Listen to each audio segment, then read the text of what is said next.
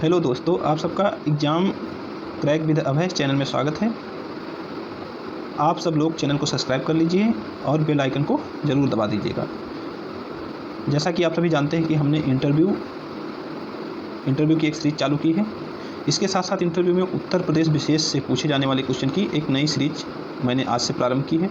यहाँ मैं आपको बताऊँगा कि इंटरव्यू में जब आप जाते हैं बोर्ड में, तो उत्तर प्रदेश विशेष के विषय में सामान्य जानकारी आपसे पूछी जाती है। उस सामान्य जानकारी पे आपकी पकड़ होनी चाहिए। तो इस श्रृंखला में इस नई सीरीज़ में हम उत्तर प्रदेश से पूछे जाने वाले इंटरव्यू के सभी क्वेश्चनों को देखेंगे। और मैं इस बात की गारंटी लेता हूँ कि आप अगर उत्तर प्रदेश विशेष से मेरे द्वारा बताए गए जितना मैं बता रहा हूँ इतना तैयार करके जाते हैं, तो आपको निश्चित ही वहाँ उत्तर प्रदेश के क्वेश्चन आपसे बन जाएंगे, जो भी क्वेश्चन पूछेंगे। तो हम लोग शुरुआत करते हैं। पहला क्वेश्चन है, उत्तर प्रदेश राज्य का गठन कब हुआ? मैंने शब्दों को हाईलाइट किया हुआ है, उन शब्दों को आप बहुत गौर से देखिएगा।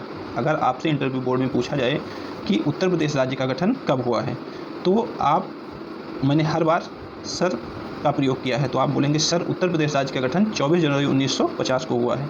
क्या बोलेंगे आप सभी?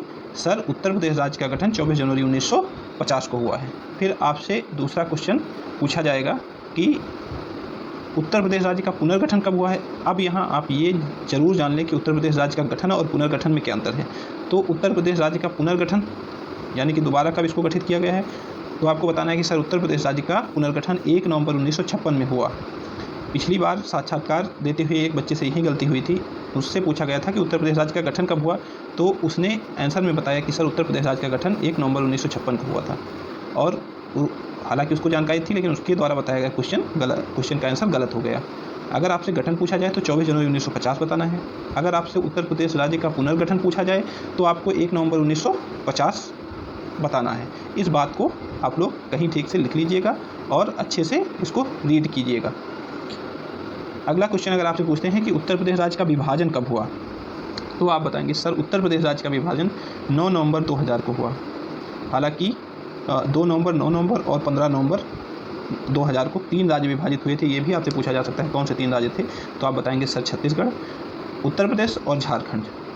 लेकिन आपसे उत्तर प्रदेश के बारे में विशेषता क्वेश्चन पूछा जाएगा कि बताइए आप कि उत्तर प्रदेश राज्य का विभाजन कब हुआ था, तो आप साधारण शब्दों में कहेंगे सर उत्तर प्रदेश राज्य का विभाजन 9 नवंबर सन 2000 या वर्ष 2000 को हुआ था। फिर अगर आपसे क्वेश्चन पूछा जाए कि उत्तर प्रदेश का राजकीय पशु क्या है, तो आप जवाब देंगे सर उत्तर प्रदेश का राजकीय पशु बारहसिंघा है। यहाँ आपको कंफ्यूज करने के लिए वो देश का राष्ट्रीय पशु पूछ सकते हैं, तो राष्ट्रीय पशु भी आप ध्यान में रखिए कि भारत का राष्ट्रीय पशु बाघ है। ठीक है, भारत का राष्ट्रीय पशु बाघ है। फिर अगला क्वेश्चन आपसे पूछा जा सकता है कि उत्तर प्रदेश का राजकीय पक्षी क्या है, तो आप बताएंगे सर उत्तर प्रदेश का राजकीय पक्षी सारस या क्रौंच है। सारस या क्रौंच, उत्तर प्रदेश का राजकीय पक्षी सारस या क्रौंच है। मैंने हर पॉइंट को हाईलाइट किया है, इसको आप सभी गौर से देखिएगा। तो आप बताएंगे कि सर उत्तर प्रदेश का राजकीय पक्षी सारस या क्रौंच है। अगर उन्होंने पूछा कि देश का राजकीय पक्षी क्या है, तो या राष्ट्रीय पक्षी, राजकीय ना कहने के बजाय पूछा कि भारत का राष्ट्रीय पक्षी क्या है, तो आपको सारस या क्रौंच नहीं बताना है। फिर आपको देश का राष्ट्रीय, उसका वीडियो मैं अलग से बना दूंगा। तो आपको देश का राष्ट्रीय पक्षी मोर है। ठीक है, तो आपको दोनों जगहों की जानकारी, प्रदेश और देश दोनों की होनी चाहिए। अगला अगर आपसे पूछे कि उत्तर प्रदेश का राजकीय वृक्ष क्या है, तो आप बताएंगे सर उत्तर प्रदेश का राजकीय वृक्ष अशोक है। यहीं पे अगर आपसे कुछ क्वेश्चन पूछा जाए कि देश का राजकीय वृक्ष क्या है, तो आप बताएंगे कि देश का राजकीय वृक्ष बरगद है।